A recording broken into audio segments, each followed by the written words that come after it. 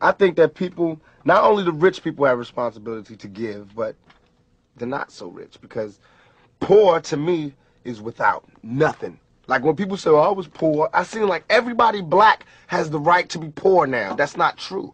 Poor is not just for black folks.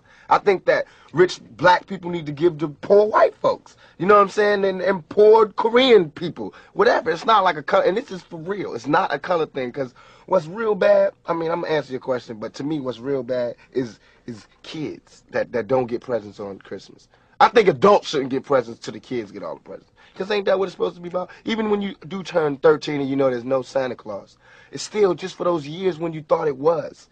That made life that much more better. And these days, like in the rhyme, it says, we grew up BC, before crack, you and me. We grew up way before all this crazy stuff happened with the AKs and AIDS and all of that. Imagine a rough Christmas with all of that and no Christmas.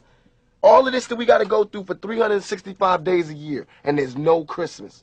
Because we know Christmas is relief day. So all of this with no relief day. That's hard. That's a lot of pressure. That's a lot of stress. That makes you go crazy. Okay, yeah. So to make it even, it's like, okay, if you got 50 bucks, you can give somebody $5. You know what I'm saying? Like, I know if it's been times I gave somebody, these little kids that was at the gas station. It impressed me that them little kids is like 14 and they pumping people's gas. Instead of like taking the money like I would think. That's the easy way. They pumping people's gas. And you know, people is cruel. They'll give you a quarter after watching you inhale vapors and everything. They'll give you a quarter for pumping gas. And I gave them little kids like 50 bucks. They was like, thank you, but that teaches them the worst. That teaches them that when you work hard and being responsible, there's a reward for that. And I think that just like I did that, corporations can do that. And on a big level, just, you know, imagine if a corporation just sent a representative and said, just go hang out in that playground. And when you tell them you see the one, whatever kid is the coolest and shares the ball or lets the most people play the basketball, we're going to give them a scholarship. You know how many things, because then that would bring hope. You know what I'm saying? There's no hope.